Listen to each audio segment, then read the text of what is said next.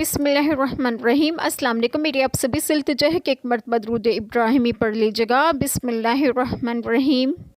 اللہم صلی علی محمد وعلی آل محمد کما صلیت علی ابراہیم وعلی آل ابراہیم انک حمید مجید۔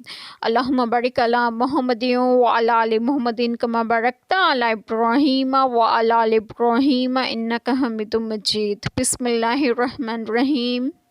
اے ایمان والو، اگر تم کافروں کے کہے پر چلے تو وہ تمہیں الٹے پاؤں لوٹا دیں گے، پھر ٹوٹا کھا کے نقصان اٹھا کے پلٹ جاؤ گے۔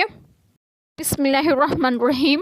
آج جو بات میں آپ لوگوں سے ڈسکس کروں گی وہ یہ ہے کہ اس آیت کریمہ میں ہے کہ کچھ منافقوں نے جنگ احد میں شکست کے وقت کہا تھا کہ محمد مصطفیٰ صلی اللہ علیہ وسلم شہید ہو گئے، پس اپنے قبیلوں کی طرف رجوع کرو۔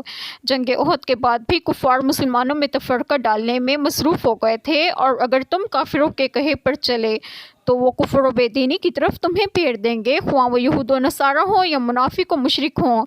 ان کے کہے پر مت چلو، وہ تمہیں تمہارے دین سے ہی پھیر دیں گے۔ مسئلہ اس آیت کریمہ سے معلوم ہوا کہ مسلمانوں پر لازم ہے کہ وہ کفار سے علیحدگی اختیار کریں اور ہرگز ان کی رائے اور مشورے پر عمل نہ کریں اور ان کے کہے پر ہرگز نہ چلیں۔ اللہ تعالیٰ ہم سب کے تمام گناہوں کو معاف فرمائے اور ہمیں صراط مستقیم کی راہ پر گامزن کریں، اور آپ سب کو آپ کے گھروں میں خوش و خرم رکھیں اور صحت و تندرستگی بھی دیں۔ آمین۔ جزاک اللہ خیر۔